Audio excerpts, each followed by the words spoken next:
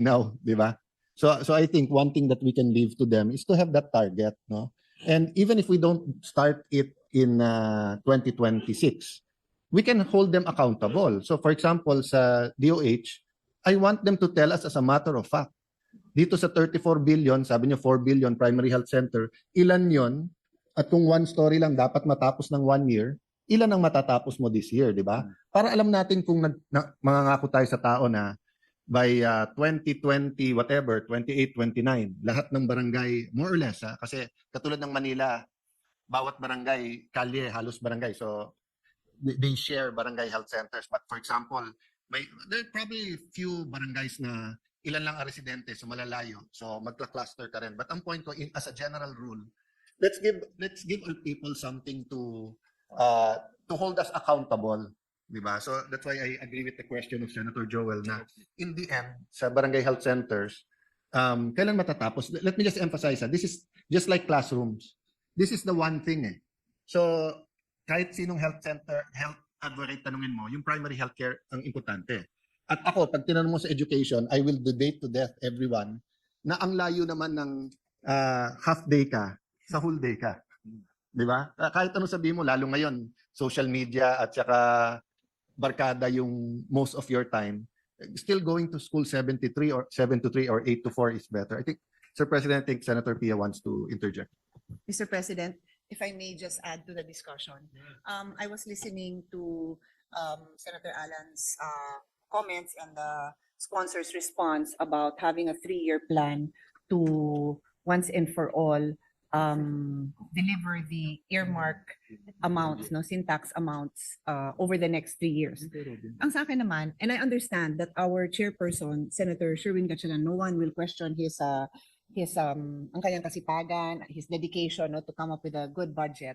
But I'd like to propose that let's start the year 2026, right? Ibigay naman natin yung buong amount, 16B yung kulang. Kasi yun nga 296 billion yung kulang. May 60B na binigay, so that's still mga 226, tama? Around 220 plus pa yung kulang.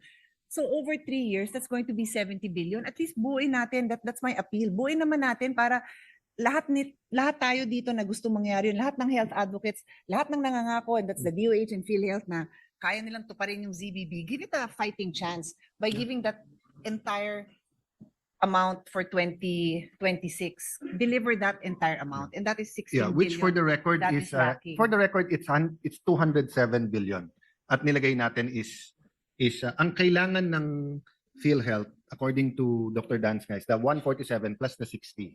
Ang binibigay natin 130. So ang kulang natin for next year is 77. Well, just to be clear, yung pino-point out ng advocates and Dr. Dan is one of those, is yung shortage ng indirect contributions, no? Ang sa akin, but then the question will always be, where will you get the funds? Ito na nga yung funds. So I'm talking about the funding side. They're talking about what the law requires that you fund. The law requires that you fund these indirect contributors. Talagang tama yung numbers nila, kulang yan. I'm talking about may fund na nga eh. May fund na earmark, certified by BIR. Ibigay na lang. So I'm just saying that at the very, very least, because I honor the chairman's commitment to fix this over the next 3 years. Kaya lang, Mr. Chairman, 2 years ka na lang dito, hindi ka na senador. So paano tayo sa pangatlong taon? Kaya 2 years. Kaya 2 years. But yun sa akin naman, na show of good faith, buuin naman ng Senado yung syntax kasi this is not an unfunded law. This is the money has been collected. The money is sitting in some other department. And I will let Senator Alan go into that. Nasaan ba? Nasa DPWH ba? Nalunod ba yun sa flood control? The money is there. It's collected. So it's our job to make sure that i-deliver yan sa PhilHealth. Yun lang naman kasi I cannot be complicit to this disappearance of these funds that have been collected, BIR certified. And maybe for the people who are watching us, Senator Pia, we can explain why. Kasi kung every year, mag-argue pa tayo between what's urgent, what's important, and what's in FAD, mahirap. That's why nga nilagay sa batas yung earmarking. Because we know, sundin nyo lang yung earmarking, magkakaroon ng sufficient fund. Because we know, pag healthy ang citizenry, productive. Especially if you start sa primary health. Pero kung hindi healthy ang citizenry, kahit anong gawa mo ng airport, tourism, kahit, di ba, that's why nga EDCOM goes into stunting eh. Dahil nga, hindi lang naman yung tinuturo mo. Kamusta ang physical, emotional, mental na kalagayan ng bata pagpasok sa school. So, well taken yung interjection, but yun nga, yung sa akin naman ang point of view ko simple lang, no? How much ang kailangan talaga ng PhilHealth to be able to deliver the no billing? Kasi ang dami ng stress ng Pinoy eh. And yun nga, di ba, sorry kung sino mismo nagsabi nito, but we'll follow kung sino yung quote. Di ba yung sinasabing hanggang sa upper middle class eh, you're one illness away from poverty. At talagang hindi mo malalaman kung saan kukunin mga ito, no? So, Mr. President, Mga vulnerable sectors. I might forget lang, no? Because nga yung, I'm speaking actually, Senator Joel and I are speaking for the whole 9-person minority. I haven't been in touch with Senator Bato, but katulad ng Mindanao Railway, every hearing binabanggit niya eh. So I'm doing my part to express his wishes. Alam ko na-expropriate na yata yung lupa niya dun. Yeah. If I'm not mistaken. Yung bahay na Bato, Yung bahay na- tatamaan ng ng bahay ni Bato, hindi bahay ng na Bato. Bahay ni Bato tatamaan ng railway, which he gladly gave up for as long as matuloy yung project. So sa tanong naman ni Senator Robin, no, about I think some of the letters were sent to the subcommittee chairperson, Senator Pia. So I see it reflected naman just for the record, no. So may additional 100 million, tama? Sa Yes. National Commission on Indigenous Actually, People. until 10 o'clock, nag-uusap pa ho kami ni Senator Pia. But I'll let Senator Pia answer that. And I will warn everyone, I am not as calm as the chairman when it comes to this topic. Because as I said during the defense of the budget, and I think all our colleagues can attest that in the 7 years that I've handled the budget, I follow our protocols. I'm very consistent. We give every agency the opportunity to make their appeals during the hearing or briefing. We give them a deadline so that we can include if they are able to comply and if they're able to satisfy the requirements, we include it in the committee report that we submit to the chairperson. May sulat na pinadala. Wala naman detalye. 200 million for mapping and cadastral survey and mapping. 200 million. Something like that. I always ask the agency to justify. Malay ko ba kung magkano magpa-mapping? Malay ko ba kung isang engineer lang gagawa nun? Malay ko ba kung mag-hire sila ng isang construction firm to handle that? And remember, with all the anomalies going on, we have to be careful. And I have colleagues, I don't know if they want to be mentioned, that they told me na ang daming kalokohan dyan. So it's my job to protect what we are endorsing. So yun lang naman hinihingi ko. Kailan ko natanggap yung breakdown ng 200 million? Kagabi, anong oras? Ngayon, this morning. Tapos magagalit sa akin ang colleague natin. It is my job to present to you a budget that I have been able to justify, that I have been able to vet.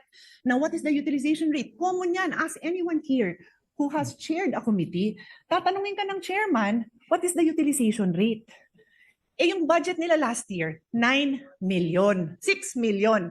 Ang utilization ng unang sinabi sa amin, 50% of 6 million. Tapos binigyan sila humingi sila sa NEP at binigyan sila ng 93 million. From 6, nag-jump sa 93. Oh, ang ganda naman nun, di ba? Hindi naman sila humingi ng mas marami. So dito sila ngayon humihingi. No problem, that is our job. Pero i-justify nyo naman sa akin ng maayos. So pag naglabi naman sa inyo ang mga agency, i-justify nyo lang naman. Yun lang naman ang sinasabi ko. So I can do my job well. Yun lang naman. Pero kinonsider ng ating chairman, dahil tayo naman lahat dito, nagmamalasakit naman sa mga IT. So I just want to point out that I am just doing my job. Yeah. Sana yung iba din, gawin din nila yung trabaho. Thank Mr. you. President, ganyan na ganyan yung tatay namin. Na pag humingi kami ng pera, sesermonan ka na. Pero pag na-justify mo, ibibigay naman. So hindi ko na ididebate. I appreciate the work you're doing. At it's justified. You know, kung ang titingnan natin ay yung low utilization, wala tayong bibigyan na departamento kasi kalahati ng departamento natin, mababa yung utilization. Now, yung kadastre, yes, madaming anomalya, pero mas malaking anomalya yung nagkakamkam ng lupa at yung napapatituluhan nila sa pangalan nila nasa IP.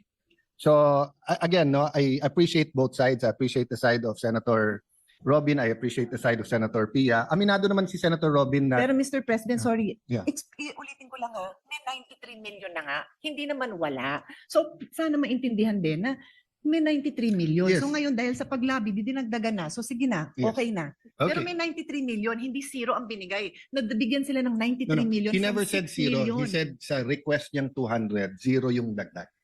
Yun yung sinabi pero niya. pero wag palabasin na walang pera yung agency kasi may 93 million nga sila, Mr. President. Liwanagin ko lang Yes. yan para lahat ng mga post dyan, Yes. alaman naman na may 93 million Yes. naman ang agency. Ngayon nadagdagan dahil kapatid kita at pinagbibigyan ko po kayo. Thank Yun you lang very po, much. Mr. President.